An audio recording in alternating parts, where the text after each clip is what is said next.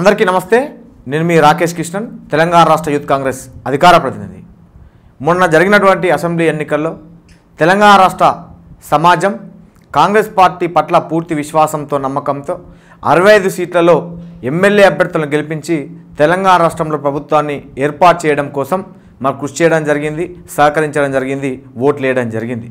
తదనంతరం కాంగ్రెస్ పార్టీ ప్రభుత్వం ప్రజా పరిపాలనను కొనసాగిస్తున్నటువంటి ఈ నేపథ్యంలో గతంలో బీఆర్ఎస్ పార్టీ అధికారంలో ఉన్నప్పుడు ముఖ్యమంత్రిగా కె చంద్రశేఖరరావు గారు కొలువు ఎలగబెడుతున్నప్పుడు ప్రశ్నించినటువంటి కొద్దిమంది జర్నలిస్టుల ముసుగులో ఉన్నటువంటి యూట్యూబర్సు నేడు ప్రజాపాలనను ఓర్వలేక రేవంత్ రెడ్డి గారి సర్కారు పట్ల ప్రజానికానికి వస్తున్నటువంటి మంచి పేరును కానీ లేదా మంచి అభిప్రాయాన్ని కానీ ప్రజల పట్ల కాంగ్రెస్ పార్టీ ప్రభుత్వం మీద కొనసాగుతున్నటువంటి ఈ గొప్ప పేరు మీద వీళ్ళు ఓర్చుకోలేక కాంగ్రెస్ పార్టీ ప్రభుత్వాన్ని లేదా కాంగ్రెస్ పార్టీ నాయకులను నిందించడమే పనిగా వీరు పెట్టుకోవడం జరిగింది. గతంలో బీఆర్ఎస్ పార్టీ గడిచిన 9.5 ఏళ్లుగా తెలంగాణ రాష్ట్రంలో అధికారంలో ఉన్నటువంటి ఆ కాలంలో 2014లో 2018లో తెలంగాణ రాష్ట్ర సమాజానికి అనేక హామీలను వీళ్ళు ఎన్నికల ముందు ఇవ్వడం జరిగింది. ఎన్నికల్లో గెలిచిన తర్వాత మరి వీళ్ళు నిజంగానే ఆయా హామీలను వీరు నెరవేర్చిండ్రా అంటే నెరవేర్చలేకపోయినరు. మరి అప్పుడు ఈ యూట్యూబ్ ఛానళ్ళ ముసుగులో ఉన్నటువంటి ఫేక్ జర్నలిస్టులు ఎందుకు బీఆర్ఎస్ పార్టీ ప్రభుత్వాన్ని కానీ ఆనాటి ముఖ్యమంత్రి కె చంద్రశేఖరరావు గారిని ఎందుకు ప్రశ్నించలేదు, ఎందుకు వారి మీద ప్రసారాలు చేయలేదో ఒక్కసారి చెప్పండి అని చెప్పి నేను అడుగుతా ఉన్నా. ఇవాళ కాంగ్రెస్ పార్టీ ప్రభుత్వం ఏర్పాటు చేసి 3 నెలలు కూడా గడవక ముందుకే కాంగ్రెస్ పార్టీ ప్రభుత్వం, కాంగ్రెస్ పార్టీ మంత్రులు లేదా సీఎం ఎమ్మెల్యేలు ఏదో ఈ రాష్ట్రాన్ని దోచుకు తిన్నట్లుగా, ఏదో ఈ రాష్ట్రాన్ని అప్లపాలు చేస్తున్నట్టుగా, లేదా ఈ రాష్ట్ర ప్రజానికాన్ని ఇబ్బందులకు గురి చేస్తున్నట్లుగా రాష్ట్ర ప్రజల యొక్క ఆస్తులను, వ్యక్తిగత భూములను, జాగలను గుంజుకున్నట్లుగా, కొల్లగొడుతున్నట్లుగా ఎందుకు ఈ యూట్యూబ్ ఛానళ్ళ నడిపిస్తున్నటువంటి యజమానులు ఎందుకు కాంగ్రెస్ పార్టీ ప్రభుత్వం మీద బురద జల్లుతున్నారో ఒక మాట చెప్పండి అని చెప్పి నేను అడుగుతా ఉన్నా. ఆనాడు ముఖ్యమంత్రిగా ఉన్నటువంటి కె చంద్రశేఖరరావు గారు ముఖ్యంగా ఈ రాష్ట్రంలో ఉన్నటువంటి విద్యార్థి నిరుద్యోగులకు అనేక రకాలుగా హామీలు ఇచ్చి మోసం చేయడం జరిగింది. తెలంగాణ రాష్ట్రంలో 1,92,000 ప్రభుత్వ ఉద్యోగాలు ఖాళీలుగా ఉంటే వాటిని భర్తీ చేయాల్సినటువంటి ఆనాటి ముఖ్యమంత్రి కె చంద్రశేఖరరావు గారు భర్తీ చేయకుండా కేవలం 9.5 సంవత్సరాల కాలంలో కేవలం 65,000 ప్రభుత్వ ఉద్యోగాలు మాత్రమే భర్తీ చేయడం జరిగింది. మరి ఎందుకు అప్పుడు ఈ యూట్యూబ్ ఛానళ్లను నడిపిస్తున్నటువంటి ఫేక్ జర్నలిస్టులు ఆనాటి ముఖ్యమంత్రి కె చంద్రశేఖరరావు గారిని, బీఆర్ఎస్ పార్టీ ప్రభుత్వాన్ని ఎందుకు ప్రశ్నించలేదు, ఎందుకు వారిని నిలదీయలేదు, ఎందుకు మీ యూట్యూబ్ ఛానళ్లలో వారి మీద వరుస కథనాలు కానీ ప్రసారాలు కానీ చేయలేదో ఒకసారి చెప్పండి. 2018లో ఈ రాష్ట్రంలో ఉండబడేటువంటి విద్యార్థి నిరుద్యోగులు సుమారుగా వన్ టైం రిజిస్ట్రేషన్ చేసుకున్నటువంటి 40 లక్షల మంది విద్యార్థి నిరుద్యోగులను మళ్ళొకసారి మోసం చేయాలని చెప్పి 2018లో ఉద్యోగ ఉపాధి అవకాశాలు కల్పించని ఏడల నెలకు 3,016 రూపాయల భృతి నేను ప్రకటిస్తున్నానని చెప్పినటువంటి ఆనాటి ముఖ్యమంత్రి కె చంద్రశేఖరరావు గారిని మరి ఆనాడు విద్యార్థి నిరుద్యోగులకు 3,016 రూపాయలు మరి భృతి ఇవ్వకుండా ఎగ్గొట్టి రాష్ట్ర ప్రభుత్వాన్ని ఏర్పాటు చేసిన తర్వాత విద్యార్థి నిరుద్యోగులను మోసం చేసినటువంటి ఆనాటి సీఎం కె చంద్రశేఖరరావు గారిని ఎందుకు ఈ యూట్యూబ్ ఛానళ్ళ యజమానులు కానీ ఈ ఫేక్ జర్నలిస్టులు కానీ నిలదీయలేదు, ఎందుకు ఆనాటి విద్యార్థి నిరుద్యోగుల పక్షాన నిలబడలేదో ఒక్కసారి చెప్పండి అని నేను అడుగుతా ఉన్నా. కాంగ్రెస్ పార్టీ ప్రభుత్వాన్ని ఏర్పాటు చేసి 3 నెలలు గడవక ముందుకే ఇవాళ విద్యార్థి నిరుద్యోగులకు ఎన్నికల ముందు కాంగ్రెస్ పార్టీ ఏ విధంగానైతే సంవత్సరంలోపు 2 లక్షల ఉద్యోగాలు భర్తీ చేస్తామని చెప్పిందో 3 నెలలు గడవక ముందుకే మా ప్రభుత్వం ఇవాళ 25,000 ప్రభుత్వ ఉద్యోగాలను ఇప్పటికే భర్తీ చేసింది. అది తెలంగాణ రాష్ట్ర విద్యార్థి నిరుద్యోగ సమాజానికి తెలుసు. మరి ఎందుకు ఇవాళ కాంగ్రెస్ పార్టీ ప్రభుత్వం మీద మీరు బురద జల్లుతున్నారు? ఈ సందర్భంగా నేను మిమ్మల్ని అడుగుతా ఉన్నా. తెలంగాణ రాష్ట్రంలో 2,92,000 డబుల్ బెడ్రూమ్ ఇళ్లను కట్టిస్తానని చెప్పినటువంటి మీరు మరి ఎందుకు మీరు కట్టించలేకపోయినరు? కేవలం 1,50,000 డబుల్ బెడ్రూమ్ ఇళ్లను నిర్మించిండ్రు. అందులో కేవలం 70,000 ప్రభుత్వ డబుల్ బెడ్రూమ్ ఇళ్లను మాత్రమే కేటాయించడం జరిగింది. మరి మిగతా డబుల్ బెడ్రూమ్ ఇళ్లు ప్రజానికానికి ఎందుకు కేటాయించలేదు? ఎందుకు అనేక మరి వేలాది డబుల్ బెడ్రూమ్ ఇళ్లు ఇవాళ నిర్మాణ దశలోనే ఉన్నాయి? వాటి మీద యూట్యూబ్ ఛానల్ నడుపుతున్నటువంటి ఫేక్ జర్నలిస్టులు ఎందుకు వరుస కథనాలు చేయలేదో ఒకసారి చెప్పండి అని చెప్పి నేను అడుగుతా ఉన్నా.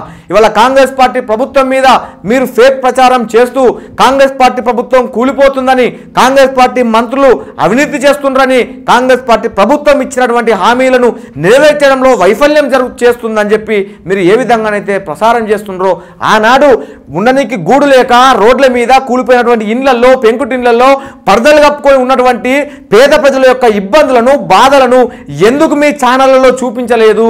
ఎందుకు ఆనాటి బీఆర్ఎస్ పార్టీ ప్రభుత్వాన్ని మీరు ప్రశ్నించలేదని చెప్పి నేను అడుగుతా ఉన్నా. ఆ రోజు వాళ్ళ యొక్క సంఖలో చేరి వాళ్ళు చేస్తున్నటువంటి ప్రజా వ్యతిరేక విధానాలను గురించి మాట్లాడాల్సినటువంటి మీరు వాళ్ళు ఇచ్చేటువంటి నయానకో భయానకో ఆశపడి పెంపులు కుక్క లెక్క మీరు మారిపోయి ఆ రోజు పార్టీని, ఆ రోజు ప్రభుత్వాన్ని నిలదీయకుండా, నిందించకుండా, తెలంగాణ సమాజం వైపు నిలబడకుండా ఎందుకు ఆ రోజు మీరు ప్రశ్నించలేదు? అప్పుడు కూడా కాంగ్రెస్ పార్టీ ప్రతిపక్షంలో ఉన్నప్పటికీ కాంగ్రెస్ పార్టీ మీదనే మీరు బురద జల్లిండ్రు. అప్పుడు కూడా కాంగ్రెస్ పార్టీ మీద మీరు టార్గెట్గా చేసి మాట్లాడినరు. ఇవాళ పార్టీ ప్రభుత్వాన్ని ఏర్పాటు చేసి 3 నెలలు గడవక ముందుకే ఎందుకు కాంగ్రెస్ పార్టీ ప్రభుత్వం మీద విష ప్రచారం చేస్తుండ్రో ఒకసారి చెప్పండి అని నేను అడుగుతా ఉన్నా. నిన్న ఇలా ఒక్కరిద్దరు ఇవాళ జర్నలిస్టుల ముసుగులో బీఆర్ఎస్ పార్టీ నాయకులు నెలవారీగా జీతాలు ఇచ్చి కాంగ్రెస్ పార్టీ మీద వాళ్ళను ఉషగొలిపి ఇవాళ విష ప్రచారం చేస్తూ ఉన్నారు. ఈ సందర్భంగా మిమ్మల్ని నేను అడుగుతున్నా, కాంగ్రెస్ పార్టీ రాష్ట్ర సమాజానికి ఏం ద్రోహం చేసింది, ఏం అన్యాయం చేసిందో ఒక్కసారి చెప్పండి అని చెప్పి నేను అడుగుతా ఉన్నా.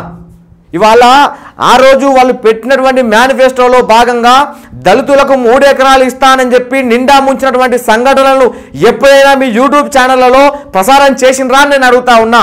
ఎన్నికలకు ముందు 2014 కంటే ముందు దళిత నేతనే ఈ రాష్ట్రానికి ముఖ్యమంత్రిగా ఉంటాడని చెప్పి తప్పించుకున్నటువంటి గద్దెనెక్కినటువంటి కె చంద్రశేఖరరావు గారిని ఎప్పుడైనా నిందించినరా, ఎప్పుడైనా ప్రశ్నించినరా అని నేను అడుగుతా ఉన్నా. KG to PG ఉచిత నిర్బంధ విద్య అని చెప్పి మరి ఆనాటి ఎన్నికల మేనిఫెస్టోలో చేర్చి కూడా 9.5 సంవత్సరాలు ఈ రాష్ట్రాన్ని వెళ్ళినటువంటి సమయంలో ఎందుకు వారిని మీరు ప్రశ్నించలేకపోయినా అని చెప్పి నేను అడుగుతా ఉన్నా. కాన్స్టిట్యున్సీలో 100 పడకల ఆసుపత్రిని, ప్రతి మండల కేంద్రంలో 30 పడకల ఆసుపత్రిని నిర్మిస్తానని చెప్పిండ్రు. ఆ విషయాన్ని కూడా మీరు ఎందుకు మీ ఛానళ్లలో ప్రసారం చేయలేదో ఒకసారి చెప్పండి అని చెప్పి నేను అడుగుతా ఉన్నా. తెలంగాణ రాష్ట్రంలో ఉండబడేటువంటి దాదాపుగా 119 నియోజకవర్గాల్లో ఎకరానికి అంటే ప్రతి కాన్స్టిట్యున్సీకి 1,00,000 ఎకరాలకు నీరు అందిస్తామని చెప్పి ఆనాటి ముఖ్యమంత్రి కె చంద్రశేఖరరావు గారు చెప్పిండ్రు. మరి ఆ మాట నెరవేర్చుకోలేకపోయినరు. మరి దాని మీద మీరు మాట్లాడినరా ఒకసారి చెప్పండి అని చెప్పి నేను అడుగుతా ఉన్నా. జిల్లాకో సూపర్ స్పెషాలిటీ, మల్టీ స్పెషాలిటీ హాస్పిటల్ను నిర్మించి మరి ప్రజల యొక్క వైద్యాన్ని మేమే కాపాడుతాము, మేమే అందిస్తాం, వారి యొక్క ప్రాణాలను, వారి యొక్క ఆరోగ్యాన్ని రక్షించే బాధ్యత మాదే అని చెప్పినటువంటి ఆనాటి ముఖ్యమంత్రి కె చంద్రశేఖరరావు గారిని గల్లాబట్టి ఎందుకు మీరు మరి జర్నలిస్టులు అయ్యుండి కూడా ప్రశ్నించలేదో ఒక్కసారి యావత్ మంది తెలంగాణ సమాజానికి చెప్పండి అని చెప్పి నేను అడుగుతా ఉన్నా. కాంగ్రెస్ పార్టీ మీద ఇప్పుడు ఏ విధంగానైతే ప్రభుత్వం మీద బురద జల్లడమే మీ పనిగా పెట్టుకున్నారో ఇట్లా చెప్పుకుంటా పోతే వాళ్ళు అనేక రకాల వాగ్దానాలు ఇచ్చిన తర్వాత కూడా వాళ్ళు తప్పించుకో తిరిగిండ్రు. వాళ్ళ మీద మీరు ఎందుకు ప్రచారం చేయలేదో చెప్పండి. ఈ సందర్భంగా మేము తెలియజేస్తా ఉన్నాం. దాదాపుగా తెలంగాణ రాష్ట్రంలో కాంగ్రెస్ పార్టీ ప్రభుత్వాన్ని ఏర్పాటు చేసి 3 నెలలు కూడా గెలవలే.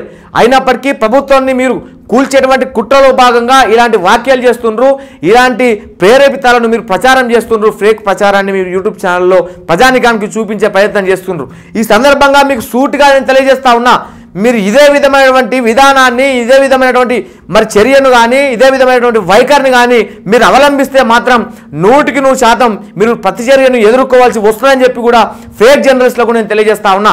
ఇవాళ ఆడోళ్ళ యొక్క మాన ప్రాణాలకు సంబంధించినటువంటి వ్యవహారాలలో మీరు జోక్యం చేసుకొని ఆ విధమైనటువంటి పంచాయతీల్లో మీరు తలదూర్చి ఇవాళ ఆడోళ్లకు సంబంధించినటువంటి, మహిళలకు సంబంధించినటువంటి బంధువులు మీ మీద దాడి చేస్తే ఆ దాడిని కూడా కాంగ్రెస్ పార్టీ నాయకులు ఇవాళ జర్నలిస్టులను దాడి చేస్తున్నారు. జర్నలిస్టులను ప్రశ్నిస్తుంటే ఓర్వలేక, జీర్ణించుకోలేక మా మీద దాడి చేసి మా ప్రాణాలు తీసేటువంటి ప్రయత్నం చేస్తున్నారని చెప్పి మీరు విష ప్రచారాన్ని చేస్తూ కాంగ్రెస్ పార్టీ మీద బోధ జల్లే ప్రయత్నం చేస్తూ ఉన్నారు. ఇవాళ ఈ సందర్భంగా మిమ్మల్ని అడుగుతా ఉన్నా, మీ మీద దాడి చేసినటువంటి వ్యక్తులు ఎవరు? దాడి చేసినటువంటి సంఘటనలో ఉన్నటువంటి వ్యక్తుల యొక్క మరి పాత్ర ఏంది? వాళ్ళు మీ మీద దాడి చేయడానికి గల కారణం ఏందో మీరు బేషరతుగా బయట పెట్టండి. ఇవాళ కాంగ్రెస్ పార్టీ నాయకులు కానీ, కాంగ్రెస్ పార్టీ కార్యకర్తలు కానీ నిజంగా మీ మీద దాడులు చేస్తే వారు ఏ ప్రాంతానికి చెందినటువంటి నాయకులు, ఆ నాయకుల యొక్క మరి పాత్ర ఏంది? PCCలో ఉన్నారా, లేకపోతే యూత్ కాంగ్రెస్లో ఉన్నారా, NSUIలో ఉన్నారా, లేదా ఏదైనా పదవులలో ఉన్నారా? వాళ్ళకి సంబంధించినటువంటి వివరాలను బయట పెట్టండి. అనేక రకాల చిల్లర వ్యవహారాల్లో, మల్లర వ్యవహారాల్లో తల జూర్చి తన్నుల పాలై దెబ్బల పాలై మహిళల చేత చెప్పు దెబ్బలు తిన్నటువంటి మీరు ఇవాళ మీ మీద జరిగినటువంటి ఆ దాడిని కాంగ్రెస్ పార్టీకి ఆపాదిస్తే మాత్రం, పార్టీ ప్రభుత్వం మీద ఈ విధమైనటువంటి ప్రచారాన్ని చేస్తే మాత్రం ఎట్టి పరిస్థితుల్లో సహించేది లేదని చెప్పి నేను తెలియజేస్తా ఉన్నా. జర్నలిస్టులు అంటే ఏ పార్టీతో సంబంధం లేకుండా, జర్నలిస్టులు అంటే ఏ నాయకునితో సంబంధం లేకుండా నిజాన్ని నిక్కచ్చిగా ప్రజానికానికి తెలియజేసేవాడే నా దృష్టిలో నిజమైన జర్నలిస్టు. కానీ నాయకులతో అంటగాగి, నాయకులతో సంబంధాలు పెట్టుకొని పార్టీ లైన్లో పనిచేసుకుంటూ బీఆర్ఎస్ పార్టీకి తొత్తుగా మీరు వ్యవహరించుకుంటూ కాంగ్రెస్ పార్టీని ఈ విధంగా పలచన చేసే ప్రయత్నం మీరు చేస్తుండ్రు. కాబట్టి మీరు జర్నలిస్టులు కానే కాదు, మీరు ఫేక్ జర్నలిస్టులు, మీరు బీఆర్ఎస్ పార్టీకి అమ్ముడువైన జర్నలిస్టులు అని చెప్పి ఈ సందర్భంగా నేను తెలియజేస్తా ఉన్నా. మీరు ఇదే విధంగా బీఆర్ఎస్ పార్టీ లైన్లో పనిచేసుకుంటూ కాంగ్రెస్ పార్టీ ప్రభుత్వాన్ని ప్రజల్లో మరి నిందించే ప్రయత్నం చేస్తే, ఇవాళ పలచన చేసే ప్రయత్నం చేస్తే ఎట్టి పరిస్థితుల్లో మిమ్మల్ని వదిలిపెట్టమనే మాట కూడా ఈ సందర్భంగా తెలియజేస్తూ కొద్దిమంది యూట్యూబర్లకు నేను తెలియజేస్తా ఉన్నా. కాంగ్రెస్ పార్టీ ఎమ్మెల్యేలు కానీ, మంత్రులు కానీ, ప్రభుత్వంలో ఉన్నటువంటి పెద్దలు కానీ నిజంగానే ప్రజలకు ఇచ్చినటువంటి వాగ్దానాలను నెరవేర్చడంలో విఫలమైనప్పుడు మీరు ప్రశ్నించండి వాళ్ళ పక్షాన నిలబడి. నిజంగానే ప్రజల యొక్క ఆస్తులను కానీ, భూములను కానీ, జాగాలు కానీ గుంజుకొని అక్రమంగా రిజిస్ట్రేషన్ చేసుకుంటే వాళ్ళ పక్షాన నిలబడి, బాధల పక్షాన మీరు నిలబడి కొట్లాడండి, ప్రభుత్వాన్ని నిందించండి, ప్రశ్నించండి, మేము ఒప్పుకుంటాం. కానీ ఇవేవి జరగకుండానే ప్రజలకు ఇచ్చినటువంటి వాగ్దానాలను ఒక్కొక్కటిగా అమలు చేస్తున్నప్పటికీ కూడా పార్టీ ప్రభుత్వం మీద మీరు ఈ విధంగా నిందలేసుకుంటూ పోతే, ఈ విధంగా పలచన చేసేటువంటి ప్రక్రియను